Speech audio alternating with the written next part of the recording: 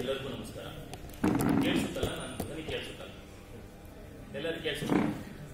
ನಿಮಗೂ ಕೇಳಿಸುತ್ತ? ಮೈಕ್ ಇಲ್ಲದಿದ್ರು ಪರವಾಗಿಲ್ಲ, ಕೇಳಿಸುತ್ತಲ್ವ? ನಾನು ನಿಂತ್ಕೊಂಡು ಅಲ್ಲಿಗೆ ಬಂದು ಮಾತಾಡ್ಬೋದ? ಅಲ್ಲಿಗೆ ಬರ್ಬೋದ? ಅಲ್ಲ, ನಿಮಗೆ ಸಮಸ್ಯೆ ಇಲ್ಲ, ನಾನು ಅಲ್ಲಿಗೆ ಬರ್ತೀನಿ. ಅಲ್ಲ, ಇಲ್ಲದಿದ್ರು ನನಗೆ ಮೈಕ್ ಇಲ್ಲದೆ ಇದ್ರು ನಮಸ್ಕಾರ ನಮಸ್ಕಾರ ನಮಸ್ಕಾರ ನಮಸ್ಕಾರ. ಇದು ಸಂಘಟನೆ ಅನ್ನೋದು ಬಹಳ ಕಷ್ಟದ ಕೆಲಸ. ಇದು ಬಲು ಕಷ್ಟದ ಕೆಲಸ. ಸೀತಾರಾಮದವರು ಕವಿತೆ ಬರೆದಿದ್ದಾರೆ, ಇದು ಬಲು ಕಷ್ಟದ ಕೆಲಸ, ಇದು ಬಲು ಕಷ್ಟದ ಕೆಲಸ ಅಂತ. ಅದು ಬೇರೆ ರೆಫರೆನ್ಸ್ ಅಲ್ಲಿ ಬರೀತಾರೆ. ನಿಮ್ಮೊಡನಿದ್ದು ನಿಮ್ಮಂತಾಗದೆ ಅಂತಂದು ಹೇಳಿ ಒಂದು ಕವಿತೆ ಬರೀತಾರೆ. ಅದನ್ನ ನಾನು ವಿಶ್ಲೇಷಣೆ ಮಾಡಕ್ಕೆ ಹೋಗಲ್ಲ. ಯೋಗಕ್ಕೆ ಮಾತ್ರ ನಾನು ಸೀಮಿತ ಮಾಡ್ತೀನಿ. ನಿಮ್ಮಲ್ಲಿ ನಾನು ಮಧ್ಯೆ ಒಂದು ಸಲ ಪ್ರಶ್ನೆ ಮಾಡ್ತೀನಿ. ಪ್ರೊಫೆಸರ್ ಆಗಿದ್ದೆ ನಾನು, ನಿವೃತ್ತ ಪ್ರಾಧ್ಯಾಪಕ, ಮೇಷ್ಟ್ರು ಆಗೋದಕ್ಕೆ ಮೊದಲು ಒಂದು 27 ವರ್ಷ ಕಾರ್ಪೊರೇಟ್ಸ್ ಅಲ್ಲಿ ಕೆಲಸ ಮಾಡಿದ್ದೆ.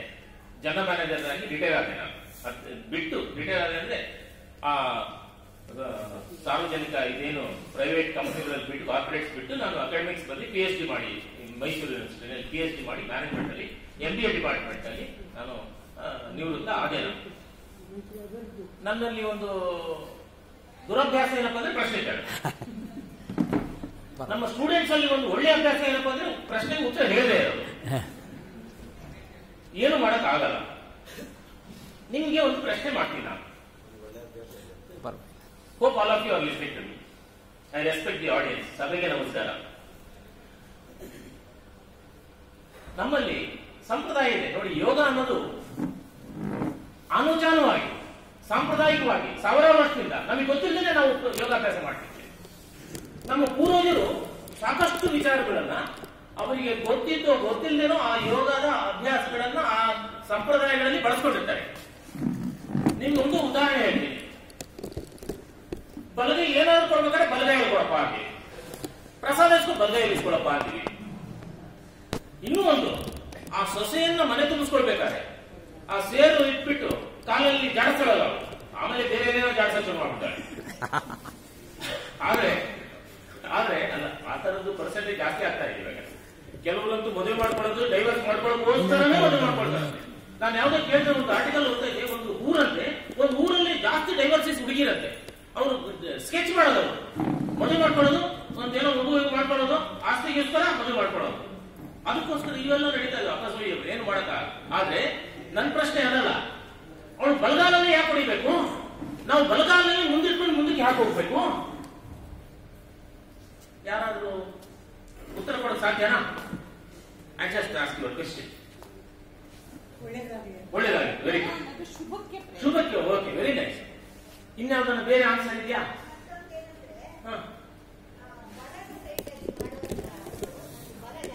ಬಲ ಜಾಸ್ತಿ ಇರ್ತದೆ. Very good. ಬಲ ಜಾಸ್ತಿ ಇರ್ತದೆ. ಬಲಕ್ಕೆ ಬಲ ಜಾಸ್ತಿ. ಹೌದು, ಒಪ್ಕೊಳ್ತೀನಿ. ಎಲ್ಲರ ಉತ್ತರಗಳು ಸರಿಯಾಗಿಲ್ಲ. ಇನ್ಯಾರು ಈ ಕಡೆ ಯಾರನ್ನ ಕೊಡ್ತೀರಾ? ಉತ್ತರ ಕೊಡ್ತೀರಾ? ಈಗ ನಾನು ಯೋಗ ಶಿಕ್ಷಕನಾಗಿ ಯೋಗದ ಉತ್ತರ ಕೊಡ್ತೀನಿ. ಯೋಗದ ಉತ್ತರ ಕೊಡ್ತೀನಿ ನೋಡಿ. ನಾವು ಬಲಗೈ ಅಥವಾ ಬಲಗಾಲನ್ನು ಮುಂದಿಟ್ಟಾಗ ಎಡನಾಡಿಯಲ್ಲಿ ಉಸಿರಾಡ್ತೀವಿ ಅಂತ ನಾವು ಯೋಗ ಶಾಸ್ತ್ರದಲ್ಲಿ ಹೇಳಿರ್ತಕ್ಕಂಥದ್ದು. Science, it is science. I am not giving you any superstitious belief. ನಮ್ಮ ಉಸಿರಾಟ ಎಡಭಾಗದಲ್ಲಿ ಆದಾಗ ಬಲಭಾಗದ ಮೆದುಳು ಕೆಲಸ ಮಾಡುತ್ತದೆ ನೋಡಿ. ನಮ್ಮ ಪೂರ್ವಜರು ಎಷ್ಟು ಯೋಚನೆ ಮಾಡಿದ್ರು ಅಂದ್ರೆ, ಈ ನೋಡಿ ಲೆಫ್ಟ್ ಇಷ್ಟು ರೈಟ್ ಇಷ್ಟು ಅಂತ ಹೇಳ್ತೀವಲ್ವಾ, ಅದೆಲ್ಲ ಅದಕ್ಕೆ ಕಾರಣ. ಯಾಕೆಂದ್ರೆ ಇದೆಲ್ಲ ಈ ಎಡಗಡೆ ಭಾಗ ಟೆರರಿಸ್ಟ್ಗಳು ಜಾಸ್ತಿ ಆಕ್ಟಿವೇಟ್ ಆಗಿರುತ್ತದೆ. ಇದೊಂದು ವಿಚಾರ. ಅವರು ವಿಧ್ವಂಸಕಾರಿಕೆ ಅಂದ್ರೆ ರಜಸಿಕ್ ನೇಚರ್ ಇರ್ತಕ್ಕಂಥದ್ದು. ಇದು ಸಾತ್ವಿಕ್ ಸತ್ವಗುಣವನ್ನ ಪ್ರಚೋದನೆಗೊಳಿಸುವಂಥದ್ದು ಬಲಭಾಗದ ಮೆದುಳು. ಎಡಭಾಗ ಏನಪ್ಪ ಅಂದ್ರೆ ರಜೋಗುಣವನ್ನ ನಿಮಗೆ ಪ್ರಚೋದನೆಗೊಳಿಸುವಂಥದ್ದು ಇದು. ಆದ್ರಿಂದ ಇದು ಸತ್ವಗುಣ ಎಲ್ಲಿ ಆಕ್ಟಿವಿಟಿ ಇದೆ, ಎಲ್ಲಿ ಸೃಜನಾತ್ಮಕತೆ ಇದೆ, ಎಲ್ಲಿ ಪಾಸಿಟಿವಿಟಿ ಇದೆ, ಎಲ್ಲಿ ಶಕ್ತಿ ಇದೆ, ಎಲ್ಲಿ ಭಾವನೆ ಇದೆ, ಎಲ್ಲಿ ನಕಾರಾತ್ಮಕವಾದ ಆಲೋಚನೆಗಳಿಲ್ಲ, ಅದು ಬಲಭಾಗದಲ್ಲಿ. ಅದಕ್ಕೆ ರೈಟ್ ಇಸ್ಟ್ ಲೆಫ್ಟ್ ಇಸ್ಟ್ ಅಂತಂದ್ರೆ ರೈಟ್ ವಿಂಗ್. ಆದ್ರಿಂದ ನಮ್ಮ ಪೂರ್ವಜರು ಗೊತ್ತಿತ್ತು ನೋಡಿ. ನಿಮಗೆ ಇನ್ನೊಂದು ಉದಾಹರಣೆ ಹೇಳ್ತೀನಿ. ಈ ಸುಂದರಕಾಂಡದಲ್ಲಿ ಆಂಜನೇಯ ಲಂಕೆಗೆ ಹೋಗ್ತಾನೆ. ಲಂಕೆಗೆ ಹೋದ್ರೆ ಅವನು ಲಂಕೆ ಪ್ರವೇಶ ಮಾಡ್ಬೇಕಲ್ಲ, ಎಡಗಾಲ ಇಟ್ಕೊಂಡು ಪ್ರವೇಶ ಮಾಡ್ತಾನೆ. ನೀವು ನೋಡಿ ಬೇಕಾದ್ರೆ ಸುಂದರಕಾಂಡ ಓದಿದ್ರೆ ಗೊತ್ತಾಗುತ್ತೆ. ನಮ್ಮ ವಾಲ್ಮೀಕಿ ರಾಮಾಯಣದಲ್ಲಿ ಯಾಕೆ ಎಡಗಡೆ ಇಟ್ಕೊಂಡ್ರೆ ಅಲ್ಲಿ ನಮ್ಮ ರಂಗನಾಥ ಶರ್ಮಾ ಅವರು ಕೆಳಗಡೆ ಫುಟ್ನೋಟ್ ಅಲ್ಲಿ ಎಕ್ಸ್ಪ್ಲೈನ್ ಮಾಡ್ತಾರೆ. ಅವ್ರಿಗೆ ಜ್ಯೋತಿಷ್ಶಾಸ್ತ್ರ ಗೊತ್ತಿದ್ದು ನಮ್ಮ ವೈದ್ಯರ ಹತ್ರ ಹೋಗ್ಬೇಕಾದ್ರೆ ನಾವು ಎಡಗಾಲಲ್ಲೇ ಇಟ್ಕೊಂಡು ಹೋಗ್ಬೇಕು. ಯಾಕೆಂದ್ರೆ ಅವ್ರನ್ನ ಧ್ವಂಸ ಮಾಡ್ಬೇಕಲ್ಲ ನಾವು. ಆ ಒಂದು ರಜಸಿಕ್ ನೇಚರೇ ನಮಗೆ ಆಕ್ಟಿವೇಟ್ ಆಗ್ಬೇಕು. ಅಲ್ಲಿ ಹೋಗ್ಬಿಟ್ಟು ಸಾತ್ವಿಕ ಆತಪ್ಪ ನೀನು ಒಳ್ಳೇದು. ಅವ್ರ ಸೈನಿಕರಿಗೆ ರಜಸಿಕ್ ಕ್ವಾಲಿಟಿ ಅವ್ರ ಛಾತ್ರ ಇರಬೇಕು. ಬ್ರಾಹ್ಮಣ ಛಾತ್ರ ಅಂದ್ರೆ ನಾವು ಬಹಳ ಹೆದರ್ಬಾರ್ದು, ರಕ್ತ ಹೇಳೋದು ಅಂತ ಆಗಬಾರದು. ಅವನು ಧೈರ್ಯ ಮುನ್ನುಗ್ಬೇಕು. ಅವನು ಸೈನಿಕ, ಅವನು ಯೋಧ. ಅದಕ್ಕೋಸ್ಕರ ಅವನು ಎಡದು ಚೆನ್ನಾಗಿ ಆಕ್ಟಿವೇಟ್ ಕೆಲಸ ಆಗಬೇಕು. ಅದಕ್ಕಾಗಿ ನೋಡಿ, ಇದು ನಮಗೆ ಗೊತ್ತಿದ್ಯೋ ಗೊತ್ತಿಲ್ಲದೇನೋ ನಮ್ಮ ಪೂರ್ವಜರು ಇದನ್ನ ಅಳವಡಿಸ್ಕೊಂಡಿದ್ರು. ನಮ್ಮ ಉಸಿರಾಟದ ಬಗ್ಗೆ ಗೊತ್ತಿದ್ದವರಿಗೆ ಗಿಡ ನಾಡಿ ಪಿಂಗಳ ನಾಡಿ ಇಲ್ಲ ಇರ್ಲಿ ನೀವು ಓಡಾಡಿ ಫ್ರೀ ಆಗಿ. ನಮ್ಮಲ್ಲಿ ಯೋಗದಲ್ಲಿ ಕುಂಡಲಿನಿ ಯೋಗವನ್ನ ನಾವು ವಿವರಣೆ ಕೊಡುವಾಗ ಗಿಡ ನಾಡಿ ಎಡದದ್ದು, ಪಿಂಗಳ ಬಲಗಟ್ಟು, ಚೈತ್ರ ನಾಡಿ, ಸುಷುಮ್ನ ನಾಡಿ, ಹೀಗೆಲ್ಲ ಅಂದ್ರೆ ನಮ್ಮ ಪೂರ್ವಜರಿಗೆ ಈ ಪ್ರಾಣಾಯಾಮ, ಧ್ಯಾನ, ಕುಂಡಲಿನಿ ಶಕ್ತಿ ಇದ್ರ ಬಗ್ಗೆ ಎಲ್ಲ ಚೆನ್ನಾಗಿ ಗೊತ್ತಿತ್ತು ಅಂತಂದ್ರೆ. ಇಲ್ಲಿದ್ರೆ ಸುಮ್ಮನೆ ಅವ್ರನ್ನ ಮಾಡ್ಬಿಡ್ತಾರೆ. ಇನ್ನೊಂದು ಹೇಳ್ತೇನೆ, ಇನ್ನೊಂದು ಸಣ್ಣ ಕ್ವಶನ್ ಕೊಟ್ಬಿಟ್ಟು ಇನ್ನೊಂದು ಪ್ರಶ್ನೆ ಮಾಡ್ಬಿಟ್ಟು ಮುಂದಿನ ನಾನು ಯೋಗದಕ್ಕೆ ಬರ್ತೀನಿ. ನಾವು ಎಲ್ಲರೂ ಸ್ಕೂಲ್ಗಳಿಗೆ ಹೋಗಿದ್ವಲ್ವಾ? ಸ್ಕೂಲ್ಗೆ ಹೋಗಿ ದೊಡ್ಡವರಾಗ್ತೀವ. ಪ್ರೈಮರಿ ಸ್ಕೂಲಲ್ಲಿ ನಾವು ಬಾತ್ರೂಮ್ ಹೋಗೋದಾದ್ರೆ ಮಿಸ್ ಅಂತ ಹಿಂಗ್ ತೋರಿಸ್ತೀವಿ ಅಲ್ವಾ? ಹೌದು, ಹಿಂಗ್ ತೋರಿಸ್ತಾನೆ. ಎಲ್ಲ ಇದೇ ತೋರಿಸೋದು, ನಾವು ಬೇರೆ ಬೆರಳುಗಳು ತೋರಿಸಲ್ಲ. ನೋಡಿ, ಅದಕ್ಕೊಂದು ಕಾರಣ. ಇದು ನಮ್ಮ 5 ಬೆರಳುಗಳು ಪಂಚಭೂತಗಳನ್ನ ರೆಪ್ರೆಸೆಂಟ್ ಮಾಡುವಂಥದ್ದು. ಇದು ಅಗ್ನಿ, ಇದು ವಾಯು, ಇದು ಆಕಾಶ, ಇದು ಭೂಮಿ, ಇದು ನೀರು. ಒಂದ್ಸಲ ಎಲ್ಲರೂ ಹೇಳುವ ಅಗ್ನಿ ಹೇಳಿ. ಅಗ್ನಿ, ವಾಯು, ಆಕಾಶ, ಭೂಮಿ, ನೀರು, ನೆಲ. ಅಂದ್ರೆ ಅವ್ರಿಗೆ ನಮ್ಮ ಪೂರ್ವಜರಿಗೆ ಗೊತ್ತಿತ್ತು ಇದು ನೀರು. ಇದು ನೀರು ನಾವು ಹಿಂಗ್ ತೋರ್ಸಲ್ಲ, ಹಿಂಗ್ ತೋರ್ಸಲ್ಲ. ಮಿಸ್ ಹಿಂಗಂದ್ರೆ ಕುತ್ಕೊಳ್ಳೋದು. ಹಿಂಗ್ ತೋರಿಸಿ ಬೇಗ ಹೋಗ್ತದೆ ಸರ್. ಮಿಸ್ ಎಲ್ಲ ಇಲ್ಲೇ ಮಾಡ್ಕೊಂಡ್ಬಿಡ್ತದೆ ಮತ್ತೆ. ಆದ್ರಿಂದ ನೋಡಿ, ನಮ್ಗೆಲ್ಲ ರೆಪ್ರೆಸೆಂಟೇಷನ್ ಹೆಂಗೆ ಅಂದ್ರೆ ಇದೆಲ್ಲವೂ ಯೋಗವೇ. ನಮಗೆ ಯೋಗಶಾಸ್ತ್ರ ಎಲ್ಲಿಂದ ಪ್ರಾರಂಭ ಆಯ್ತು ಅಂದ್ರೆ ವೇದಗಳ ಕಾಲದಿಂದ ಪ್ರಾರಂಭ ಆಯ್ತು. ತೈತ್ರೇಯ ಉಪನಿಷತ್ತಲ್ಲಿ ಈ ಪಂಚಕೋಶಗಳ ಬಗ್ಗೆ ಬರ್ತದೆ. ಅನ್ನಮಯ ಕೋಶ, ಪ್ರಾಣಮಯ ಕೋಶ ಅಂತ ಹೇಳ್ಬಿಟ್ಟು ಪಂಚಕೋಶಗಳನ್ನ ತೈತ್ರೇಯ ಉಪನಿಷತ್ತಲ್ಲಿ ಹೇಳ್ತಾರೆ. ಈ ರೀತಿಯಾದಂತಹ ಪರಂಪರೆಯಲ್ಲಿ ಬಂದಂತದ್ದು ಯೋಗ. ಇನ್ನೊಂದು ಲಾಸ್ಟ್ ಪ್ರಶ್ನೆ ಕೇಳ್ಬಿಟ್ಟು ಯೋಗ ಪೀಠಿಗೆ ಮುಗಿತದಲ್ಲಿ. ನಿಮ್ಮಲ್ಲಿ ಎಷ್ಟು ಜನ ಯೋಗಾಭ್ಯಾಸ ಮಾಡಿದ್ದೀರಾ, ಮಾಡಿಬಿಟ್ಟು ಬಿಟ್ಟಿದ್ದೀರಾ, ಇವಾಗಲೂ ಮಾಡ್ತಾ ಇದ್ದೀರಾ? ಎಲ್ಲ ಸ್ವಲ್ಪ ಆದ್ರೂ ಯೋಗ ಮಾಡಿದ್ದೀರಾ? ಎಷ್ಟು ಜನ ಯೋಗ ಒಂದ್ಸಲ ಪ್ರಾಕ್ಟೀಸ್ ಮಾಡಿದ್ರು ಸಾಕು ಕೈ? ಓ, ಸಾಕಷ್ಟು ಜನ ಇದ್ದೀರಾ. Very nice, very nice. ಈಗ ಹಾಲಿ ಈಗಲೂ ಕೂಡ ವಾರಕ್ಕೆ 2-3 ದಿವಸರಾದ್ರೂ ನಾನು ಯೋಗ ಮಾಡ್ತಿದ್ದೀನಿ. ಅವ್ರ ಕೈ ಎತ್ಕೋಣ 1, 2, 3. ಓ, ಇದು ಸಂಖ್ಯೆ ಚೆನ್ನಾಗಿದೆ. Very thank you very much, thank you very much. ಇನ್ನೊಂದು ಪ್ರಶ್ನೆ ಕೇಳ್ತೀನಿ. ನಮ್ಮಲ್ಲಿ ಪ್ರಪಂಚದಲ್ಲಿ ಎಷ್ಟು ಜನ ಯೋಗ ಮಾಡ್ತಾರೆ? ಪರ್ಸೆಂಟೇಜ್ ಏನ್ ಸರ್?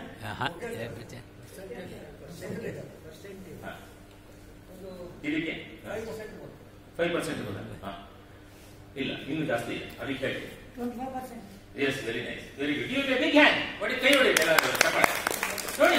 ನಿಮ್ಮಲ್ಲಿ ಒಂದು 4 ಜನ ನೋಡ್ತೀರಾ ಅನ್ಕೊಳ್ಳಿ. 4 ಜನ ಅದ್ರ ಒಬ್ರು ಯೋಗ ಮಾಡ್ತಿರ್ತಾರೆ. ನೀವು 4 ಜನ ತೋರಿಸಿ, 4 ಜನ ಅಡ್ಡ ಹೋಗ್ತಿದ್ದಾರೆ, ಅದ್ರ ಒಬ್ರು ಯೋಗ ಮಾಡ್ತಿರ್ತಾರೆ. 25% ಪ್ರಪಂಚದಲ್ಲಿರ್ತಕ್ಕಂಥ ಪಾಪ್ಯುಲೇಷನ್ ಅಲ್ಲಿ 25% ಜನ ಯೋಗ ಮಾಡ್ತಿದ್ದಾರೆ ಇವಾಗ.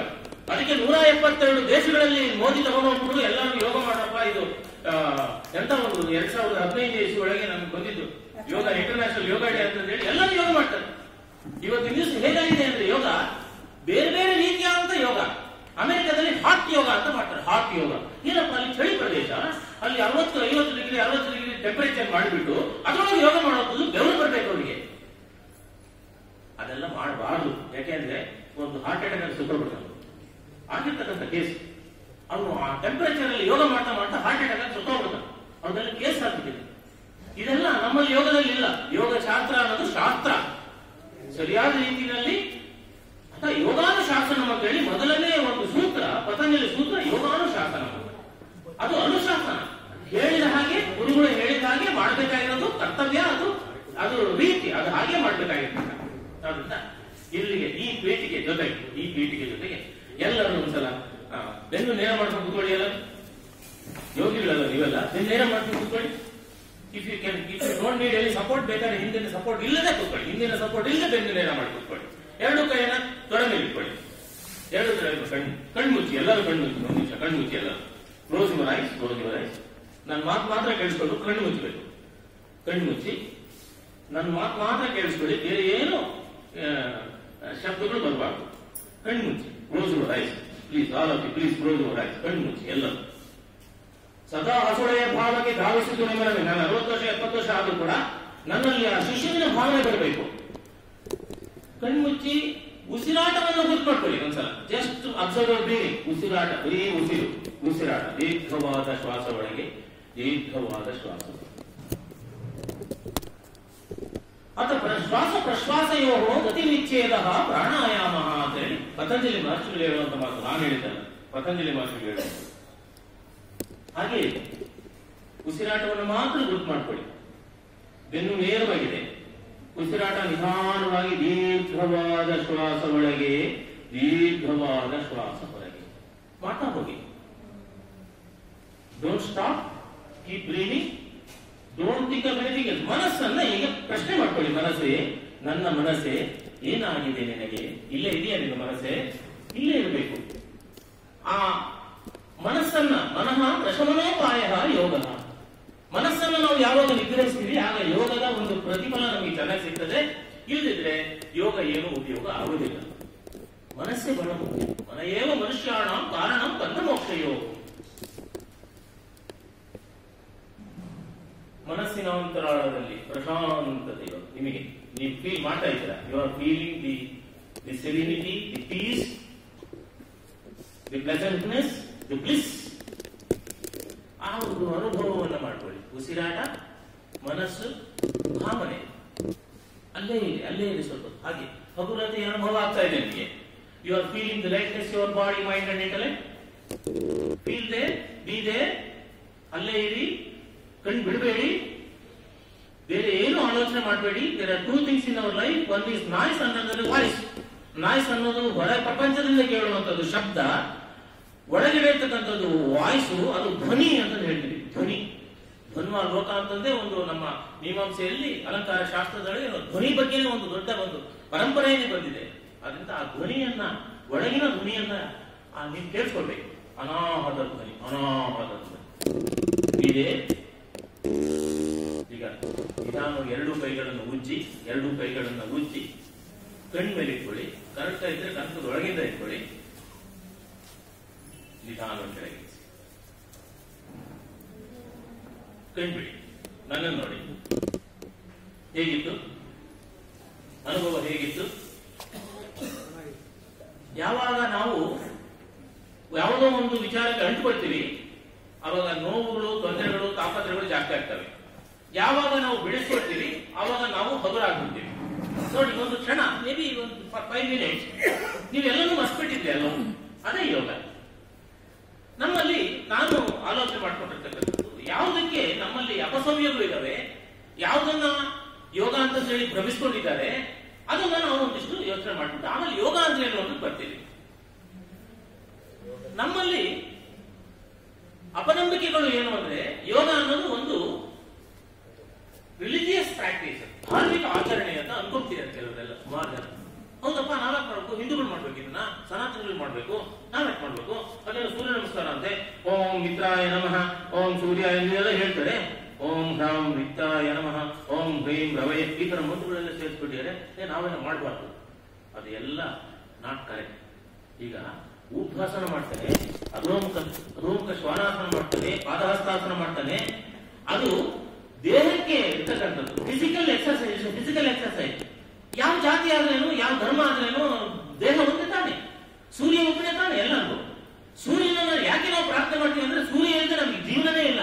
ಸೂರ್ಯ ಇದ್ರೆ ಮಾತ್ರ ನಮಗೆ ಆಕ್ಸಿಜನ್, ಸೂರ್ಯ ಇದ್ರೆ ಮಾತ್ರ ಬದುಕು. ಇದು ಸೂರ್ಯ ಇಲ್ಲ. ಅದಕ್ಕೆ ಆರೋಗ್ಯ ಭಾಸ್ಕರಾದಿಚ್ಛೆ ಅಂತ ಹೇಳ್ತಾರೆ. ಆರೋಗ್ಯ ಎಲ್ಲಿ ಯಾರು ಕೊಡ್ತಾರೆ ಅಂದ್ರೆ ಭಾಸ್ಕರ ಕೊಡ್ತಾರೆ, ಸೂರ್ಯ ಕೊಡ್ತಾನೆ. ಎಷ್ಟೋ ಜನ ಏನು ತುಂಬಾ ವೀಕ್ ಆಗ್ಬಿಟ್ಟು ಅಶಕ್ತರಾಗಿ ನಿಶಕ್ತರಾಗಿ ಇರ್ತಕ್ಕಂಥ ಕೆಲವು ಪೇಷಂಟ್ ನ ಸ್ವಲ್ಪ ಬಿಸಿಲಲ್ಲಿ ಮಲಗಿಸ್ತಾರಪ್ಪ, ಅಲ್ಲಿ ಶಕ್ತಿ ಬರ್ತದೆ. ಎಷ್ಟೋ ಜನ ಆಗಿದೆ. ಬಿಸಿಲಲ್ಲಿ ಕರ್ಕೊಂಡು ಓಡಾಡಿಸಿ, ಬಿಸಿಲಲ್ಲಿ ಓಡಾಡಿಸಿ ಆ ಬಿಸಿಲಿನ ಒಂದು ಶಕ್ತಿಯಿಂದ ಅವರು ಮತ್ತೆ ಆರೋಗ್ಯವನ್ನು ಪಡ್ಕೊಳ್ತಾರೆ. ಒಂದಾಯ್ತಾ? ಒಂದು ಅಪನಂಬಿಕೆ ಏನಪ್ಪ ಅಂದ್ರೆ religious practice, it is not A religious practice. ಎರಡನೇದು, ನಮ್ಮ ಯೌವನವನ್ನ ಕಾಪಾಡ್ಕೊಳ್ಳೋಕೋಸ್ಕರ ನಾವು ಯೋಗ ಮಾಡಬೇಕು, ಒಂದು ರೀತಿಯಲ್ಲಿ ಕರೆಕ್ಟ್. ಆದ್ರೆ ನಾವು ಎಷ್ಟು ದಿವಸ ಆ ದೇಹವನ್ನು ಮಾತ್ರ ಪೋಷಿಸ್ತೀನಿ ನಾನು ಅಂದರೆ ಅದು ಬರೀ ದೇಹ ಪೋಷಣೆ ಆಗ್ಬಿಡ್ತದೆ, ಅದು ಸಂಪೂರ್ಣ ಯೋಗ ಆಗೋದಿಲ್ಲ. ಕೆಲವರಿಗೆ ವಯಸ್ಸಾಗಬಾರ್ದು, ಕೆಲವರಿಗೆ ವಯಸ್ಸು ಕೇಳಿದ್ರೆ ಬೇಜಾರಾಗ್ತದೆ. ಹಿಂದಿನ ಕಾಲ ಒಂದು ಗಾದೆ ಇರ್ತಲ್ಲ, ಹೆಣ್ಮಕ್ಳು ವಯಸ್ಸು ಕೇಳಬಾರ್ದು, ಗಂಡ್ಮಕ್ಳು ಸಂಬಳ ಕೇಳಬಾರ್ದು ಅಂತ. ಇವಾಗ ಗಂಡ್ಮಕ್ಳು ಕೂಡ ವಯಸ್ಸು ಕೇಳಬಾರ್ದು. ಏನಕ್ಕೆ ಸುಮ್ಮನೆ ಏನಾದ್ರು ವಯಸ್ಸು ಕೇಳಿದ್ರೆ ಸುಳ್ಳು ಹೇಳ್ಬಿಡ್ತಾರೆ, ಒಂದು 8 ವರ್ಷ ಜಾಸ್ತಿ ಕಡಿಮೆ ಹೇಳ್ಬಿಡೋದು. ಹಿಂಗೆಲ್ಲ ಇದೆ, ವ್ಯವಸ್ಥೆ ಇದೆ. ಆದ್ರೆ ನಮ್ಮ ಯೋಗ ಮಾಡೋದು ಬರೀ ನಮ್ಮ ಯೌವನವನ್ನು ಕಾಪಾಡ್ಕೊಳ್ಳೋಕೋಸ್ಕರ ಅಲ್ಲ, ಅದು ಬೇರೆ ಇನ್ನೊಂದು ರೀತಿ. ನಾನು ಹೇಳ್ತೀನಿ, ಇವಾಗ ಅಷ್ಟಾಂಗ ಯೋಗ ಅಂತ ಬಂದಾಗ ಅದರೊಳಗೆ ಏನೇನು ಪತಂಜಲಿಗಳು ಸೇರಿಸ್ಕೊಂಡಿದ್ದಾರೆ, ಯಾವುದನ್ನು ಯೋಗ ಹೇಳ್ತಾರೆ ಅಂತ ಹೇಳಿ ಅದರ ನಿಜವಾದ ಅರ್ಥದಲ್ಲಿ ನಾವು ಯೋಗನ ಅರ್ಥ ಮಾಡ್ಕೊಳ್ಳೋಣ. ಎರಡನೇದು, ಮೊದಲನೇದು ರಿಲಿಜಿಯಸ್, ಎರಡನೇದು ಇದು, ಮೂರನೇದು ಏನು ಟೈಮ್ ಪಾಸ್ಗೆ, ಏನು ಕೆಲಸ ಇಲ್ಲ, ಸ್ವಲ್ಪ ಹೋಗಿ ಸುಮ್ಮನೆ ಯೋಗ ಸೆಂಟರ್ ಹೋಗ್ಬಿಟ್ಟು ಕೈ ಕಾಲು ಆಡ್ಕೊಂಡು ಬಂದ್ಬೇಡಣಪ್ಪ. ಇನ್ನೂ ಒಂದು ಇರ್ತಕ್ಕಂಥದ್ದು ಅಸಭ್ಯಗಳು ಅಂದ್ರೆ, ಇದು ಡಾಕ್ಟರ್ ಹೇಳ್ತಾರಲ್ಲ, ಏನು ಅಂತ ಹೇಳ್ಬೇಕಾದ್ರೆ ಯೋಗ ಮಾಡ್ಬೇಕು, ಯೋಗ ಚಿಕಿತ್ಸಾತ್ಮಕ ಮಾಡುವಂಥದ್ದು ಯೋಗ ಅಂದ್ರೆ ಏನೋ ಒಂದು ತೊಂದರೆ ಇದೆ, ಮಂಡಿ ನೋವಿದೆ, ಕಾಲು ನೋವಿದೆ, ಕೈ ನೋವಿದೆ, ಅದನ್ನು ನಿವಾರಣೆ ಮಾಡ್ಕೊಳ್ಳೋದಕ್ಕೋಸ್ಕರ ಯೋಗ ಮಾಡ್ತೀನಿ ಅನ್ನೋದು ಇನ್ನೊಂದು ಅಪಸವ್ಯ, ಅಪನಂಬಿಕೆ. ಹಂಗೇನಲ್ಲ. ಅಫ್ಕೋರ್ಸ್ ಯೋಗದಿಂದ ಯೋಗ ಚಿಕಿತ್ಸೆ ಅಂತಂದೇ ಒಂದಿದೆ, ಒಂದು ಸ್ಟ್ರೀಮ್ ಆಫ್ ಎಜುಕೇಶನ್. ಅದರೊಳಗೆ ಯೋಗ ಚಿಕಿತ್ಸೆ ಅಂದ್ರೆ ಯೋಗ ಆಸನಗಳು, ಪ್ರಾಣಾಯಾಮ, ಧ್ಯಾನ ಇದು ಸೇರಿಸ್ಕೊಂಡು ರೋಗಗಳನ್ನ ನಿವಾರಣೆ ಮಾಡಿಕೊಳ್ಳುವಂತದೇ ಒಂದು ವಿಜ್ಞಾನ ಇದೆ. ಅದು ಕೂಡ ಸರಿನೇ. ಆದ್ರೆ ಬರೀ ಅದು ಮಾತ್ರ ಅಲ್ಲ, ಯೋಗ ಅಂದ್ರೆ ನಮ್ಮ ರೋಗಗಳು ಬಾರದೆ ಹಾಗೆ ತಡೆಯುವುದಕ್ಕೆ ಆಗಿರ್ತಕ್ಕಂಥ ಒಂದು ಮಾರ್ಗ. ನಾವು ಅದನ್ನು ನಿತ್ಯ ಮಾಡ್ತಾ ಇದ್ರೆ, ನಿತ್ಯ ನಿರಂತರ ಯಾವುದೇ ಆಗಲಿ ನೋಡಿ, ಒಂದು ಹಾಡು ಇರ್ಬೋದು, ನೃತ್ಯ ಇರ್ಬೋದು, ಚಿತ್ರಕಲೆ ಇರ್ಬೋದು, ಈಜಾಡೋದು ಇರ್ಬೋದು, ಆಟ ಇರ್ಬೋದು, ನಿತ್ಯ ನಾವು ಮಾಡಿದ್ರೆ ಮಾತ್ರ ಅದು ಫಲ ಸಿಗ್ತದೆ. ನಾವು ಯಾವತ್ತೋ ಒಂದ್ ದಿವಸ ಮಾಡ್ತೀನಿ ಅಂತ ಅಂದ್ರೆ ಆಗೋದಿಲ್ಲ. ಯೋಗ ಅನ್ನೋದು ಆಂಟಿಬಯೋಟಿಕ್ಸ್ ಅಲ್ಲ, ಅದು ನಿತ್ಯ ಮಾಡೋದು. ನೀರು ನಾವು ಹೇಗೆ ಕುಡಿತೀವಿ, ಊಟ ಹೇಗೆ ನಾವು ಮಾಡ್ತೀವಿ, ಆ ರೀತಿಯಾಗಿ ನಿತ್ಯವೂ ಯೋಗಾಭ್ಯಾಸ ಮಾಡುವಂಥದ್ದು ಮಾಡಿದ್ರೆ ನಮಗೆ ಆರೋಗ್ಯ ಬರ್ತದೆ. ಇಷ್ಟು ನಾವು ಅಪಸಂಖ್ಯಗಳು, ಅದನ್ನು ನಾವು ಸರಿಯಾದ ರೀತಿಯಲ್ಲಿ ಅರ್ಥ ಮಾಡ್ಕೊಳ್ಬೇಕು. ನಿಮಗೆ 5 ರತ್ನಗಳನ್ನು ಹೇಳ್ತೀನಿ for improving the health. 5 wonderful things, 5 things. 5. ಮೊದಲನೇದು ರೈಟ್ ಫುಡ್. ರೈಟ್ ಫುಡ್ ಎಲ್ಲರೂ ಒಂದ್ಸಲ ಹೇಳಿ, ರೈಟ್ ಫುಡ್. ಎರಡನೇದು ರೈಟ್ ವಾಟರ್. ಆಮೇಲೆ ಮೂರನೇದು ರೈಟ್ ಎಕ್ಸರ್ಸೈಸ್. Right relaxation.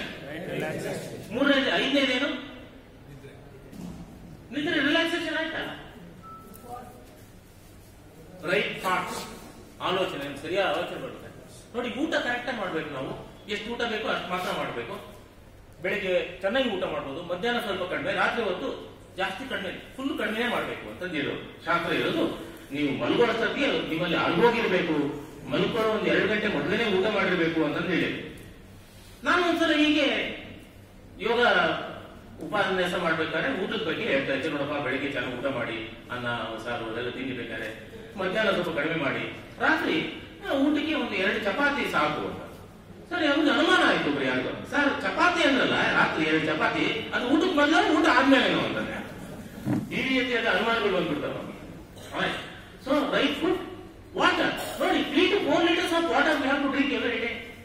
ಬೆಳಿಗ್ಗೆಯಿಂದ ರಾತ್ರಿ ಮಲ್ಗೋದ್ರೊಳಗೆ 3 ರಿಂದ 4 ಲೀಟರ್ ಅಷ್ಟು ನೀರು ಕುಡಿದಿರ್ಬೇಕಂತೆ ನಾವು, ಅವಾಗಲೇ ನಮ್ಮ ಆರೋಗ್ಯ ಆಗುವಂಥದ್ದು. ಆಮೇಲೆ ರೈಟ್ ಎಕ್ಸರ್ಸೈಸ್, ದಿವಸಕ್ಕೆ 1 hour ಒಂದಿಷ್ಟು ವಾಕ್ ಮಾಡುವಂಥದ್ದು, ಯೋಗ ಮಾಡುವಂಥದ್ದು, ಜಿಮ್ ಹೋಗುವಂಥದ್ದು, ಏನೋ ಒಂದು ಫಿಸಿಕಲ್ ಎಕ್ಸರ್ಸೈಸ್ ಬೇಕು. ಸುಮ್ಮನೆ ಒಂದೇ ಸಮಯ ಕುತ್ಕೊಂಡಿರೋದು, ಮಲ್ಕೊಂಡಿರೋದು, ನಾವು ಆಕ್ಟಿವಿಟಿ ಇರಬೇಕು. ಆಮೇಲೆ ನಿದ್ದೆ ಮಾಡಬೇಕು. 6 to 7 hours ನಿದ್ದೆ ಮಿನಿಮಮ್. 6 ಗಂಟೆಯಿಂದ 7 ಗಂಟೆವರೆಗೂ ನಿದ್ದೆ ಮಾಡಬೇಕು ನಾವು. ಆಮೇಲೆ ಥಾಟ್ಸ್, ಆಲೋಚನೆಗಳು ಕರೆಕ್ಟ್ ಆಗಿರ್ಬೇಕು. Right thoughts will give us the right health. ನಮ್ಮ ಮನಸ್ಸಿನಲ್ಲಿ ಆಲೋಚನೆಗಳು ಕರೆಕ್ಟ್ ಆಗಿದ್ದಾಗ ನಮ್ಮ ಆರೋಗ್ಯ ಕರೆಕ್ಟ್ ಆಗಿರ್ತದೆ. ಮನಸ್ಸಲ್ಲಿ ಒಂದು ಆಲೋಚನೆ ಇಟ್ಕೊಂಡು, ನೆಗೆಟಿವಿಟಿ ಇಟ್ಕೊಂಡು, ನಾವು ತಿನ್ನೋ ಆಹಾರದಲ್ಲೂ ನೆಗೆಟಿವಿಟಿ ಬರುತ್ತೆ, ನಾವು ಉಸಿರಾಡೋ ಉಸಿರಿನಲ್ಲೂ ನೆಗೆಟಿವಿಟಿ ಬರುತ್ತೆ, ನಮ್ಮ ಜೀವನನೇ ನೆಗೆಟಿವಿಟಿ ಆಗ್ತದೆ. ಆದ್ರಿಂದ right thoughts is also very important. ಈಗ ನಾವು ಯೋಗ ಏನು ಅಲ್ಲ ಅಂತ ತಿಳ್ಕೊಂಡ್ವಿ, ಯೋಗ ಏನು ಅಂತ ತಿಳ್ಕೊಳ್ಬೇಕು. ನಾವು ಯಾವ್ದಕ್ಕೆ ಯೋಗ ಅಂತ ಹೇಳ್ತಾರೆ, ನಿರ್ವಚನ ಮಾಡುವಂಥದ್ದು, ಡೆಫಿನೇಷನ್ಸ್ ಆಫ್ ಯೋಗ, ಯಾವುದನ್ನ ಸರಿಯಾದ ರೀತಿಯಲ್ಲಿ ಯೋಗ ಅನ್ನೋದನ್ನ ಅರ್ಥ ಮಾಡ್ಕೊಳ್ಬೇಕು ಅನ್ನೋದನ್ನ ನಮ್ಮ ಶಾಸ್ತ್ರದೊಳಗೆ ಹೇಳಿರ್ತಕ್ಕಂಥದ್ದು. ಅದನ್ನು ನಾವು ತಿಳ್ಕೊಂಡು, ಯೋಗ ಅಂದ್ರೆ ಯುಜ್ ಅನ್ನೋ ಶಬ್ದದಿಂದ ಬಂದಿರತಕ್ಕಂಥ ಡಿರೈವ್ಡ್. ಯುಜ್ ಅನ್ನೋ ಧಾತುವಿನಿಂದ, ಸಂಸ್ಕೃತದ ಧಾತು ಯುಜ್, ಆ ಧಾತುವಿನಿಂದ ಯೋಗ ಅಂತ ಶಬ್ದ ಬಂತು. ಯುಜ್ ಅಂದ್ರೆ ಏನಪ್ಪಾ ಅಂದ್ರೆ ಕಂಬೈನ್, ಸೇರಿಸು, ಸಂಯೋಜಿಸು, ಯುನೈಟ್ ಅಂದ್ರೆ ಏನನ್ನು ನಾವು ಸೇರಿಸುವಂಥದ್ದು? ಜೀವಾತ್ಮನ ಜೊತೆಗೆ ಪರಮಾತ್ಮನನ್ನ ಸೇರಿಸುವುದು. ಪರಮಾತ್ಮನನ್ನು ಯಾರು ನೋಡಿದ್ದಾರೆ? ಯಾರು ನೋಡಿಲ್ಲ. ತಿರುಗಿ ಬಂದವರಿಲ್ಲ, ವರದಿ ತಂದವರಿಲ್ಲ, ಧರೆಯ ಬಾಳು ಅದರೇ ಮಂಕುತಿಮ್ಮ. ಮರಣ ನಿನ್ ಮುಂದೆ ಭೂತವೋ ಪ್ರೇತವೋ ಪರಲೋಕವೋ ಪುನರ್ಜನ್ಮವೋ ಅದೇನೋ, ತಿರುಗಿ ಬಂದವರಿಲ್ಲ, ವರದಿ ತಂದವರಿಲ್ಲ, ಧರೆಯ ಬಾಳು ಅದರೇ ಮಂಕುತಿಮ್ಮ. ಏನ್ ಗೊತ್ತಿದೆ ನಮ್ಗೆ? ಏನ್ ಗೊತ್ತಿಲ್ಲ. ನಾವು ಸತ್ತಾದ್ಮೇಲೆ ನಾವು ಏನಾಗ್ತೀವಿ ನಮ್ಗೆ ಗೊತ್ತಿಲ್ಲ. ನಮ್ಮಲ್ಲಿ ಶಾಸ್ತ್ರದಲ್ಲಿ ಹೇಳ್ತೀವಿ ನಾವು ಪುನರ್ಜನ್ಮದಲ್ಲಿ ನಂಬಿಕೆ ಇದೆ. ಪುನರಪಿ ಜನನಂ ಪುನರಪಿ ಮರಣಂ ಪುನರಪಿ ಜನನೇ ಜಠರೇ ಶಯನಂ ಇಹ ಸಂಸಾರೇ ಬಹು ದುಸ್ತಾರೆ ಕೃಪಯಾ ಪಾರೇ ಪಾಹಿ ಮುರಾರೇ ಭಜ ಗೋವಿಂದಂ ಗೋವಿಂದಂ ಭಜ ಮೂಢಮತೆ. ಇದು ಹೇಳ್ತೀವಿ ನಾವು. ಪುನರ್ಜನ್ಮ ಇದೆ ನಮಗೆ. ಈ ಜನ್ಮಗಳಿಗೆ ಸಂಚಿತ ಪಾಪಗಳು ಕರ್ಮಗಳು ಹೇಳ್ತೀವಲ್ಲ, 3 ಕರ್ಮ ಸಿದ್ಧಾಂತದಲ್ಲಿ. ಅದನ್ನು ಜಾಸ್ತಿ ಹೇಳ್ಬಾರ್ದು. ನಾನು ಯೋಗದ ಬಗ್ಗೆ ಮಾತಾಡ್ತೀನಿ. ಆದ್ರಿಂದ ನಾವು ಯುಜ್ ಅಂದ್ರೆ ನಾವು ಏನು ಫಿಸಿಕಲ್ ನಾವು ಇಲ್ಲೇನು ನೋಡ್ತಾ ಇದ್ದೀವಿ ಸುತ್ತಮುತ್ತ ನಮ್ಮ ದೇಹ ಮತ್ತು ಪ್ರಪಂಚದ ವಸ್ತುಗಳನ್ನ, ಅದನ್ನ ಜೊತೆಗೆ ಪರಮಾತ್ಮ ಆತ್ಮನನ್ನ ಸೇರಿಸುವಂಥದ್ದು, ಅದು ಯೋಗ ಆಗ್ತದೆ. ಇಲ್ಲದ್ರೆ ಯೋಗ ಆಗುದಿಲ್ಲ. ಯುಜ್ಯತೆ ಯುಜ್ ಅನೇನ ಇದು ಯೋಗ, ಯುಜ್ಯತೆ ಅನೇನ ಇದು ಯೋಗ.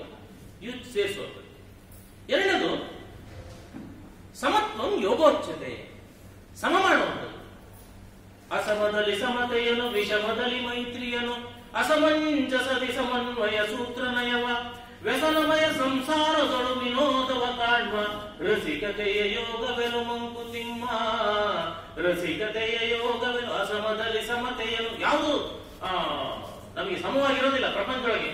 ಯಾವುದೋ ಒಂದಲ್ಲ ಒಂದು ನಮ್ಗೆ ಏನು ಕೊರತೆ ಇದ್ದೇ ಇರುತ್ತೆ. ಕೊರತೆಯಿಂದ ಮನುಷ್ಯ ಯಾರು? ಎಲ್ಲ ಚೆನ್ನಾಗಿದೆಯಪ್ಪ, ಏನೋ ಒಂದು ಕೊರತೆ ಇಟ್ಟಿರ್ತಾನೆ ದೇವರು. ಆದ್ರಿಂದ ಆ ಕೊರತೆಯನ್ನು ಮೀರಿ ನಾನು ಮೇಲೆ ಕೊಡ್ತೀನಿ, ಅದು ಯೋಗ ಆಗ್ತದೆ. ಇಲ್ಲದ್ರೆ ಅದನ್ನೇ ತರಚುಗಾಯವನ್ನು ಕೆರೆದು ಹುಣ್ಣನಾಗಿ ಕುದುಕಬಿ, ಕೊರತೆಯೊಂದನ್ನು ನೀನು ನೆನೆದು ಕೆರಳಿ, ತರೆಯೆಲ್ಲ ಮನುಷ್ಯಪತಿ ಮನಸ್ಸಿ ನರಕವನ್ನಿಳಿಸಿ, ಬದುಕುವುದು ಬದುಕೇನು ಮಂಕುತಿಮ್ಮ, ಬದುಕುವುದು ಬದುಕೇನು. ತರಚು ಗಾಯವನ್ನು ಕೆರೆದು ಹುಣ್ಣನಾಗಿ ಕುದುಕಬಿ. ಕೊರತೆ ಇರುತ್ತೆ ನಮಗೆ, ಆದ್ರೆ ಅದನ್ನ ಸಮ ಮಾಡ್ತೀನಲ್ಲ. ಅಸಮದಲ್ಲಿ ಸಮತೆಯನ್ನು, ವಿಷಮದ ಅದನ್ನೇ ಯೋಗ. ಸಮತ್ವಂ ಯೋಗೋಚ್ಯತೆ. ಸಮತ್ವಂ ಯೋಗ ಕರ್ಮಷ್ಟು ಕೌಶಲ. ಭಗವದ್ಗೀತೆಯಲ್ಲಿ ಹೇಳೋದು ಏನು ಯೋಗ? ಯೋಗ ಅಂತ ಏನಂತೀವಿ ನಾವು? ಯಾವ್ದಕ್ಕೆ ಯೋಗ ಹೇಳ್ತೀವಿ ಅಂತಂದ್ರೆ, ಕೃಷ್ಣ ಪರಮಾತ್ಮ ಹೇಳ್ತಾನೆ, ಕರ್ಮಷ್ಟು ಕೌಶಲ. ನಾವ್ ಏನ್ ಕೆಲಸ ಮಾಡ್ತೀವಿ ಅದು ಶ್ರದ್ಧೆಯನ್ನ ಮಾಡ್ತೀವ, ಪರ್ಫೆಕ್ಟ್ ಮಾಡ್ತೀವ, ಕರೆಕ್ಟ್ ಮಾಡ್ತೀವ. ಎಷ್ಟೋ ಸಲ ನಮ್ಗೆ ಕಳೆದೋಗ್ಬಿಡ್ತವೆ. ಕೀ ಕಳೆದೋಗ್ಬಿಡುತ್ತೆ, ಖರ್ಚು ಕಳೆದೋಗ್ಬಿಡುತ್ತೆ, ಪೇಪರ್ ಕಳೆದೋಗ್ಬಿಡುತ್ತೆ, ನೋಟ್ಬುಕ್ ಕಳೆದೋಗ್ಬಿಡುತ್ತೆ, ದುಡ್ಡು ಕಳೆದೋಗ್ಬಿಡುತ್ತೆ, ಮೊಬೈಲ್ ಕಳೆದೋಗ್ಬಿಡುತ್ತೆ. ಅದು ಯಾಕೆ ಕಳೆದೋಗ್ತದೆ ಅಂದ್ರೆ ನಾವು ಅದು ಸರಿಯಾದ ಜಾಗದಲ್ಲಿ ಇಡೋದಿಲ್ಲ, ಅದಕ್ಕೋಸ್ಕರ ಕಳೆದೋಗ್ತದೆ. ಬರ್ಬಿಡ್ತೀವಿ, ನನ್ನ ಮೊಬೈಲ್ ಎಲ್ಲಿಟ್ಟಿದೆ, ಸ್ವಲ್ಪ ರಿಂಗ್ ಮಾಡಪ್ಪ, ನನ್ನ ಮೊಬೈಲ್ ಇಟ್ಟಿದೆ, ಎಲ್ಲಿಟ್ಟಿದ್ದೀನಿ ನೋಡ್ಕೊಂಡು ಹುಡ್ಕೊಂಡ್ ಬರ್ತೀವಿ. ಯಾಕೆಂದ್ರೆ ನಾವು ನಮ್ಮಲ್ಲಿ ಒಂದು ಡಿಸಿಪ್ಲಿನ್ ಅನ್ನೋದಿಲ್ಲ. ಈ ವಸ್ತುವನ್ನು ಈ ಜಾಗದಲ್ಲಿ ಇಡ್ತೀನಿ, ಈ ಬಟ್ಟೆನ ಈ ಜಾಗದಲ್ಲಿ ಇಡ್ತೀನಿ, ಚಡ್ಡಿ ಒಂದ್ ಕಡೆ ಇಡ್ತೀನಿ, ಬನೀನ್ ಒಂದ್ ಕಡೆ ಇಡ್ತೀನಿ, ಶರ್ಟ್ ಒಂದ್ ಕಡೆ ಇಡ್ತೀನಿ, ಚಲ್ಲೆ ಒಂದ್ ಕಡೆ ಇಡ್ತೀನಿ, ಪಂಚೆ ಒಂದ್ ಕಡೆ ಇಡ್ತೀನಿ. ಈ ರೀತಿಯಾದಂತಹ ಒಂದು ಡಿಸಿಪ್ಲಿನ್ ನಾವು ಡೆವಲಪ್ ಮಾಡ್ಕೊಂಡ್ಬಿಟ್ರೆ ಅದು ಯೋಗ. ಕರ್ಮಷ್ಟು ಕೌಶಲ, ಕೌಶಲಪೂರ್ಣವಾಗಿ ಮಾಡುವಂತ ಕೆಲಸ. ಒಬ್ಬನು ಉಪನ್ಯಾಸ ಮಾಡ್ತಾನೆ, ಅವನು ಕರೆಕ್ಟ್ ಆಗಿ ಮಾಡ್ಬೇಕು. ಒಬ್ಬ ಡಾಕ್ಟರ್ ಅವನು ತಪಾಸಣೆ ಮಾಡ್ತಾನೆ, ಅವನು ಕರೆಕ್ಟ್ ಆಗಿ ಮಾಡ್ಬೇಕು. ಕಸ ಹೊಡಿತಾಳೆ, ಅವನು ಕರೆಕ್ಟ್ ಆಗಿ ಮಾಡ್ಬೇಕು. ಯೋಗ ಕರ್ಮಷ್ಟು ಕೌಶಲ. ನಿಮಗೆ ಇನ್ನೊಂದು ಪ್ರಶ್ನೆ ಕೇಳಿ, ಯೋಗ ವಾಸಿಷ್ಠ ಅಂತ ಕೇಳಿದ್ದೀರಾ ನೀವು? ಯಾರು ಕೈ ಎತ್ತಿ. ಯೋಗ ವಾಸಿಷ್ಠ ಅನ್ನೋದು ವಿಚಾರ ಕೇಳಿದ್ದೀನಿ ನಾನು. ಭಗವದ್ಗೀತೆ ಕೇಳಿದ್ದೀರಾ? ಎಷ್ಟು ಜನ ಇದೆ ಕೈ? ಹೌದು, ಎಲ್ಲರಿಗೂ ಭಗವದ್ಗೀತೆ ಎಲ್ಲರೂ. ಭಗವದ್ಗೀತೆ ಹೇಗೆ ಮಹಾಭಾರತದಲ್ಲಿ ಒಂದು ಭಾಗವೋ, ಅರ್ಜುನ ಮತ್ತು ಕೃಷ್ಣನ ಸಂವಾದವೋ, ಹಾಗೆ ರಾಮಾಯಣದಲ್ಲಿ ಯೋಗ ವಾಸಿಷ್ಠ ಅಂತ ಒಂದು ಬರ್ತದೆ. ರಾಮ ಮತ್ತು ವಸಿಷ್ಠರ ಮಧ್ಯೆ ಸಂವಾದ. ಇದೇ ರೀತಿಯಾದಂತಹ ವೇದ ಅಂತ ಹೇಳ್ತಾರೆ. ರಾಮ ಬೇರೆ ಬೇರೆ ಊರುಗಳಿಗೆ ಹೋಗಿರ್ತಾನೆ, ಟೂರ್ ಮಾಡ್ಕೊಂಡು ಬರ್ತಾನೆ. ಟೂರ್ ಮಾಡ್ಕೊಂಡು ಬಂದ ತಕ್ಷಣ ಅವ್ನು ಬೇಜಾರಾಗ್ಬಿಡುತ್ತೆ. ಮನಸ್ಸು ಜ್ಞಾನಮುಖನಾಗಿ ಏನೋ ಒಂಥರ ಕಳ್ಕೊಂಡಾಗೆ, ಏನೋ ಪ್ರೆಷರ್ ಅಲ್ಲಿ, ಟೆನ್ಷನ್ ಅಲ್ಲಿ ಯಾರಾದ್ರೂ ಮಾತಾಡ್ತಿರಲ್ಲ, ಸುಮ್ಮನೆ ಊಟ ಮಾಡ್ಕೊಂಡು ಕೂತ್ಕೊಂಡಿರ್ತಾರೆ. ಅವಾಗ ದಶರಥರು ಕರೀತಾರೆ, ವಸಿಷ್ಠ ಕಲ್ಬಿಟ್ಟು, ನೋಡಿ ರಾಮಂಗೆ ಏನೋ ಒಂಥರ ಟೆನ್ಷನ್ ಆಗ್ಬಿಟ್ಟು ನಮ್ಗೆ, ಸರಿಯಾಗಿ ಮಾತಾಡ್ತಾನೆ ನಮ್ಮ ಹತ್ರ ಎಲ್ಲ, ಬಹಳ ಒಳ್ಳೆಯವನು, ಸ್ವಲ್ಪ ನೀವು ಹೇಳಿ ಅಂತ ಹೇಳ್ತಾರೆ. ಅವಾಗ ಅವ್ರು ಕರ್ಕೊಂಡು ಹೋಗ್ಬಿಟ್ಟು ಅವ್ರ ಹತ್ರ ರಾಮನ ಹತ್ರ ಮಾತಾಡಿದಾಗ ಅವನ ಸಾಕಷ್ಟು ಕ್ವಶನ್ಸ್ ಇರ್ತವೆ, ಪ್ರಶ್ನೆಗಳಿರ್ತಾವ. ಪ್ರಶ್ನೆಗೆ ಒಂದೊಂದೇ ಉತ್ತರವನ್ನು ಹೇಳ್ತಾ ಹೇಳ್ತಾ ಯೋಗ ವಾಸಿಷ್ಠ ಅನ್ನೋ ಒಂದು ದೊಡ್ಡ ನಮ್ಮಲ್ಲಿ ಭಗವದ್ಗೀತೆ ಹೇಗಿದೆ ಅದೇ ರೀತಿಯಾದಂತಹ ಒಂದು ಯೋಗ ವಾಸಿಷ್ಠ ಅಂತ ಇದೆ. ತುಂಬಾ ಆಳವಾದಂತಹ ಜ್ಞಾನ ಇರ್ತಕ್ಕಂಥದ್ದು. ಅದರಲ್ಲಿ ಯೋಗದ ಬಗ್ಗೆ ವಸಿಷ್ಠವನ್ನು ಮಾತಾಡ್ತಾರೆ. ಮನಃ ಪ್ರಶಮನೋಪಾಯ ಯೋಗ. ನೋಡಿ, ವಸಿಷ್ಠರು ಹೇಳಿರ್ತದ್ದು ರಾಮಾಯಣದಲ್ಲಿ, ಯೋಗ ವಾಸಿಷ್ಠದಲ್ಲಿ. ನಾವು ಇವತ್ತು ತಿಳ್ಕೊಂಡ್ರಲ್ಲ ಯೋಗ ವಾಸಿಷ್ಠ ಅಂತ ಒಂದಿದೆ. ಯಾಕೆಂದ್ರೆ ನಮ್ಮ ಬದುಕಿನಲ್ಲಿ ಸಾಯೋವರೆಗೂ ಹೊಸ ಹೊಸದು ಏನಾದ್ರೂ ನಾವು ಕಲ್ಸ್ಕೊಳ್ತಾ ಇರ್ಬೇಕು. ಅದೇ ಸೃಜನಾತ್ಮಕತೆ ಅಂತ ಹೇಳ್ತಾರೆ. ಒಂದು ಇನೋವೇಟಿವ್ನೆಸ್, ಹೊಸದು ಏನಾದ್ರೂ ಕಲ್ತ್ಕೊಂತಾ ಇರ್ಬೇಕು. ನಾವು ಸುಮ್ಮನೆ ಅಪ್ಪ ಹಾಕಿದ ಅಲ್ಮರ ಹಂಗೆ ಇಟ್ಕೊಂಡು ಸಾಕಾಯ ನಮ್ಗೆ ಅಂತ ಅನ್ಕೊಳ್ಬಾರ್ದು. ನಾವು ನಮ್ಮ ಮನಸ್ಸಿನ ಕಿಟಕಿ ಬಾಗಿಲುಗಳೆಲ್ಲ ಯಾವಾಗಲೂ ಓಪನ್ ಮಾಡಿರ್ಬೇಕು. ಹೊಸ ಹೊಸ ಅನೋಭದ್ರಾಹ ಪ್ರಥಮೋ ಎಂದು ವಿಶ್ವತಃ ಅಂತ ಹೇಳಿ ಆ ಋಗ್ವೇದದ ಮೊದಲನೇ ಮಂತ್ರ ಅನೋಭದ್ರಾಹ. ಬರ್ಲಿ, let the noble thoughts come to mind from every corner of the universe. ಮನಃ ಪ್ರಶಮನೋಪಾಯ ಯೋಗ. ನಾವು ಈ ಯೋಗ ಅನ್ನೋದು ಮೊದಲಿಂದಲೂ ಇದ್ದು, ಅದಕ್ಕೆ ಪತಂಜಲಿ ಮಹರ್ಷಿಗಳು ಒಂದು ಮಾರ್ಗವನ್ನು ಕೊಟ್ಟರು, ಒಂದು ಸೂತ್ರಗಳನ್ನು ಕೊಟ್ಟರು. ಯೋಗ ಅಂತ ಇದು ಅಂತ ಹೇಳಿದ್ರು. ಹೇಗೆ ವೇದವ್ಯಾಸರು, ಅವರು ವೇದವ್ಯಾಸರ ಮೊದಲೇ ವೇದಗಳಿದ್ವು, ವೇದವ್ಯಾಸರ ಮೊದಲೇ ಉಪನಿಷತ್ತುಗಳಿದ್ವು. ಆದ್ರೆ ಅವರು ಒಂದು ವಿಂಗಡಣೆ ಮಾಡಿದ್ರು. ಇದು ಋಗ್ವೇದ, ಈ ಮಂತ್ರಗಳೆಲ್ಲ ಋಗ್ವೇದದಲ್ಲಿ ಬರಬೇಕು, ಇದು ಯಜುರ್ವೇದ, ಇದೆಲ್ಲ ಯಜುರ್ವೇದ ಮಂತ್ರ, ಇದು ಅಥರ್ವಣ ವೇದ, ಇದು ಸಾಮವೇದ ಅಂತ ಹೇಳಿ ವಿಂಗಡಣೆ ಮಾಡಿ ಇದಕ್ಕೆ 10 ಉಪನಿಷತ್ತುಗಳು, ಎಷ್ಟೆಷ್ಟು ಇವಾಗಲೂ ಇದ್ದಾವೆ, 100 ಉಪನಿಷತ್ತುಗಳಿದ್ದಾವೆ. ಅದರೊಳಗೆ 10 ಉಪನಿಷತ್ತಪ್ಪ ಬಹಳ ಮುಖ್ಯವಾದಂತ ಹೇಳಿ ವಿಂಗಡಣೆ ಮಾಡಿಕೊಟ್ರು ಅವರು ವೇದವ್ಯಾಸ. ಅದೇ ರೀತಿ ಪತಂಜಲಿ ಮಹರ್ಷಿಗಳು ನಮ್ಮ ಚಾರಿತ್ರಿಕರು ಹೇಳೋ ಪ್ರಕಾರ ಕ್ರಿಸ್ತಪೂರ್ವ 500 ವರ್ಷದ ಹಿಂದೆ ಇದ್ರಂತೆ ಅಂತ ಹೇಳಿ ಚರಿತ್ರೆ. ನಮಗೆ ನಾವೊಂದು ನಂಬಲ್ಲ, ನಾವು 1000 ವರ್ಷದಿಂದ ಇದ್ದಾರೆ ಅಂತ ನಂಬ್ತೀವಿ ನಾವು. ಆ 500 ವರ್ಷ ಅಂತ ಹೇಳಿ ಆದ್ರೆ 500 ವರ್ಷದ ಹಿಂದೆ ಪತಂಜಲಿ ಮಾಡಿದ್ರೆ ಅವರಿಗಿಂತಲೂ ಹಿಂದೆ ಇತ್ತು ಯೋಗ. ಆದ್ರೆ ಪತಂಜಲಿ ಮಹರ್ಷಿಗಳು ಏನ್ ಹೇಳಿದ್ರು ಅಂದ್ರೆ, 2ನೇ ಸೂತ್ರದಲ್ಲಿ ಹೇಳ್ತಾರೆ, ಚಿತ್ತವೃತ್ತಿ ನಿರೋಧ. ಯೋಗ ಚಿತ್ತವೃತ್ತಿ ನಿರೋಧ. ಯೋಗ ಅಂದ್ರೆ ಯೋಗ ಅಂತ ಏನಪ್ಪಾ ಅಂದ್ರೆ ಚಿತ್ತವೃತ್ತಿಯನ್ನು ನಾನು ನಿವಾರಣೆ ಮಾಡ್ತೀನಿ. ಚಿತ್ತವೃತ್ತಿ ಅಂದ್ರೆ ಏನಪ್ಪಾ?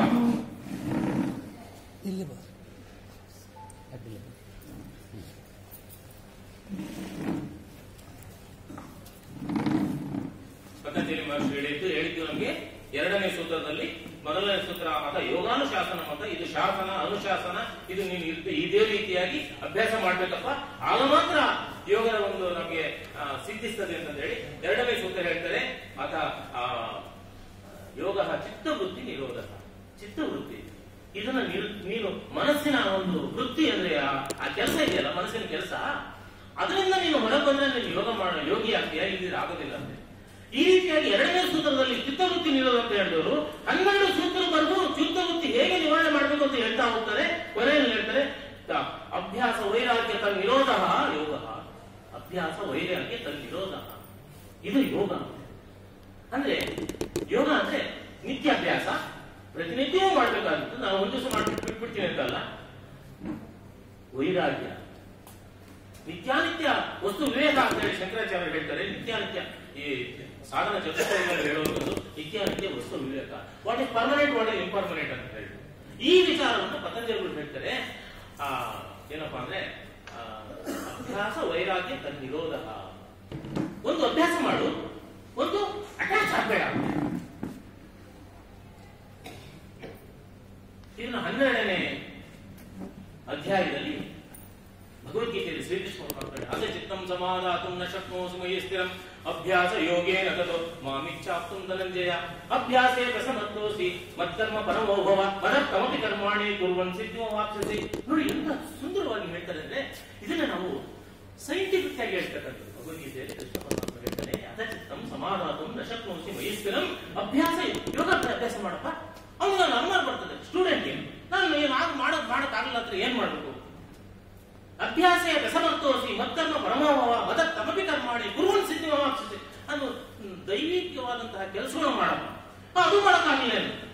ಅಥೈತದಪ್ಯ ಶಕ್ತೋಸಿ ಮತ್ತರ್ಮ ಪರಮೋಭವ ಮದತ್ತಮಪಿ ಕರ್ಮಾಣಿ ಕುರ್ವನ್ ಸಿದ್ಧಿಮವ. ಇನ್ನೊಂದು ಉತ್ತರ ಹೇಳ್ತಾನೆ, ನೋಡಪ್ಪ ನೀನು ಕರ್ಮ ಏನಿದೆ ನಿನಗೆ ನಿಷ್ಕಾಮ ಕರ್ಮ ಮಾಡು, ಅವಾಗ ನೀನು ಯೋಗಿ ಆಗ್ತೀಯ. ಅದಕ್ಕೆ ಕೊನೆಯಲ್ಲಿ 12ನೇ ಶ್ಲೋಕದಲ್ಲಿ ಕೃಷ್ಣ ಪರಮಾತ್ಮ ಕನ್ಕ್ಲೂಷನ್ ಅನ್ನು ಆಗಿ ಹೇಳ್ತಾನೆ,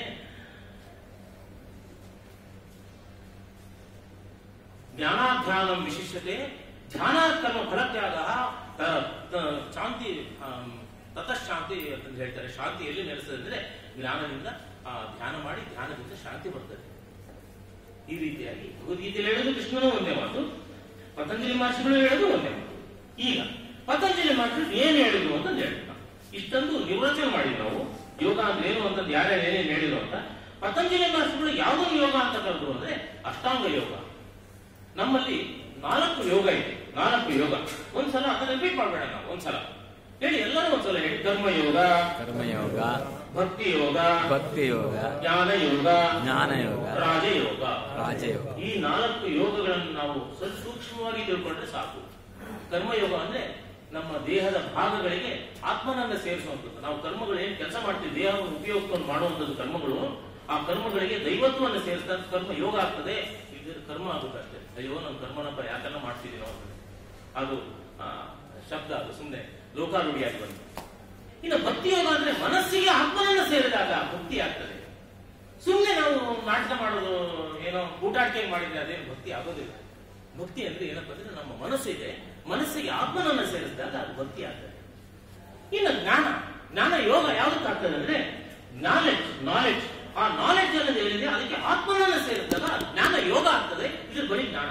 ಒಸಾಮಾ ಬಿನ್ ಲಾಡೆನ್ ಅನ್ನೋನು ತುಂಬಾ ಜ್ಞಾನಿ ಅಂತೆ, ವೀರಪ್ಪನನ್ನು ತುಂಬಾ ಜ್ಞಾನಿ ಅಂತೆ. ಅವ್ನಿಗೆ ಗೊತ್ತಿರ್ತದೆ ಏನೇನೋ ಬೇರೆ ಬೇರೆ ಪಕ್ಷಿಗಳು ಪ್ರಾಣಿಗಳು ಶಬ್ದ ಮಾಡೋವಂತ ಅಷ್ಟು ಬುದ್ಧಿವಂತವನು. ಅವನು ಒಸಾಮಾ ಬಿನ್ ಲಾಡೆನ್ಗೆ ಅಲ್ಲಿ ಹೊಡೆದ್ರೆ ಇಲ್ಲಿ ಕಿತ್ಕೊಳ್ತದೆ ಅಂತ ಗೊತ್ತಿರ್ತದೆ ಅವನು. ಬಹಳ ಬುದ್ಧಿವಂತರು. ಆದ್ರೆ ಆ ಬುದ್ಧಿವಂತಿಕೆ ಸಮಾಜ ಮುಖಿಯಾಗಿ ಇಲ್ವಲ್ಲ, ಅದು ಯೋಗ ಆಗೋದಿಲ್ಲ. ಅದು ಬರೀ ಬುದ್ಧಿವಂತಿಕೆ ಆಗ್ತದೆ. ಯಾವಾಗ ಈ ಬುದ್ಧಿವಂತ ಅನ್ನೋನು ಸಮಾಜಮುಖಿ ಆಗ್ತೀನಿ ಅಂದಾಗ ಅದು ಜ್ಞಾನ ಯೋಗ ಆಗ್ತದೆ. ಇಲ್ಲದ್ರೆ ಬರೀ ಜ್ಞಾನ ಆಗಿ ಉಳ್ಕೊಳ್ತದೆ. ಅದು ಬೇರೆ ತೊಂದರೆ ಆಗ್ಬಹುದೋ ಇಲ್ಲ ಸಮಾಜಕ್ಕೆ. ಇನ್ನು ರಾಜಯೋಗ, ದಿ ಕಿಂಗ್ ಆಫ್ ಆಲ್ ಯೋಗಾಸ್, ರಾಜಯೋಗ ಅಂದ್ರೆ ಅಷ್ಟಾಂಗ ಯೋಗಕ್ಕೆ ರಾಜಯೋಗ. ಅದನ್ನೇ ಪತಂಜಲಿ ಮಹರ್ಷಿಗಳು ಹೇಳಿದ್ದು. ಎಲ್ಲರೂ ಒಂದ್ಸಲ ರಿಪೀಟ್ ಮಾಡೋಣ, ಒಂದ್ಸಲ ಹೇಳಿ. ಯಮ, ನಿಯಮ, ಆಸನ, ಪ್ರಾಣಾಯಾಮ, ಪ್ರತ್ಯಾಹಾರ, ಧ್ಯಾನ, ಸಮಾಧಿ. ನೋಡಿ, ಇಷ್ಟು ಯೋಗದಲ್ಲಿ ಬರ್ತಕ್ಕಂಥ 8 ಅಂಗಗಳು. ಅಂದ್ರೆ ನಮ್ಗೆ ಬರೀ ಒಂದು ಕೈ ಇದ್ರೆ ಸಾಕು, ಕಾಲಿದ್ರೆ ಸಾಕು ಅಂತ ಎಲ್ಲ ಇರಲೇಬೇಕು. ಭಾಗಗಳು ನಮ್ಗೆ ಹೃದಯನೂ ಇರಬೇಕು, ಶ್ವಾಸಕೋಶ ಇರಬೇಕು, ತಲೆನೂ ಇರಬೇಕು, ಕೈ, ಕಾಲು, ಮೂಗು ಎಲ್ಲ ಇರಬೇಕು. ಎಲ್ಲ ಇದ್ರೆ ಮಾತ್ರ ನಮ್ಮ ಬದುಕು ನಡೀತದೆ. ಇಲ್ಲದಿದ್ರೆ ಒಂದೇ ಒಂದು ಇಟ್ಕೊಂಡ್ಬಿಟ್ಟು ಏನೂ ನಡೆಯೋದಿಲ್ಲ. ಅದಕ್ಕೋಸ್ಕರ ಪತಂಜಲಿ ಮಹರ್ಷಿಗಳು ಹೇಳಿದ್ರು ಅಷ್ಟಾಂಗ ಯೋಗ. ಮತ್ತೆ ಅದರೊಳಗೆ ಯಮ ನಿಯಮವನ್ನು ಬಹಳ ಮುಖ್ಯವಾಗಿ ಹೇಳ್ತಾರೆ. ಯಮದಲ್ಲಿ ಸತ್ಯ, ಅಹಿಂಸೆ, ಅಸ್ಥೇಯ, ಅಪರಿಗ್ರಹ, ಬ್ರಹ್ಮಚರ್ಯ ಅಂತ ಹೇಳಿ 5 ಪಾಯಿಂಟ್ ಹೇಳ್ತಾರೆ. ನೋಡಿ, ಸತ್ಯವಂತರಾದ್ರೆ ಯೋಗಿಗಳು. ನಿಮ್ಗೆ ಗೊತ್ತಲ್ಲ, ಸುಳ್ಳು. ನೋಡಿ, ಯಮ ಅನ್ನೋದು ಸಮಾಜಮುಖಿ ಆದಂಥದ್ದು. ಅಂದ್ರೆ ಅದನ್ನ ಯಮನನ್ನ ನಾನು ಪ್ರಾಕ್ಟೀಸ್ ಮಾಡೋದ್ರಿಂದ ಸಮಾಜಕ್ಕೆ ಒಳ್ಳೆಯದಾಗ್ತದೆ, ಇಲ್ಲ ಸಮಾಜಕ್ಕೆ ಕೊಟ್ಟದಾಗ್ತದೆ. ನಿಯಮ ಅನ್ನೋದು ನನ್ನ ಇಂಡಿವಿಜುವಲ್, ನನ್ನನ್ನ ಉದ್ಧಾರ ಮಾಡ್ಕೊಳ್ಳೋಕೋಸ್ಕರ ಇರ್ತಕ್ಕಂಥದ್ದು ನಿಯಮ. ನಿಯಮದಲ್ಲಿ ಏನ್ ಹೇಳ್ತಾರೆ? ಶೌಚ ಸಂತೋಷ ತಪಃ, ಸ್ವಾಧ್ಯಾಯ ಈಶ್ವರ ಪ್ರಣಿಧಾನ ಅಂತ ಹೇಳಿ 5 ಅಂಶ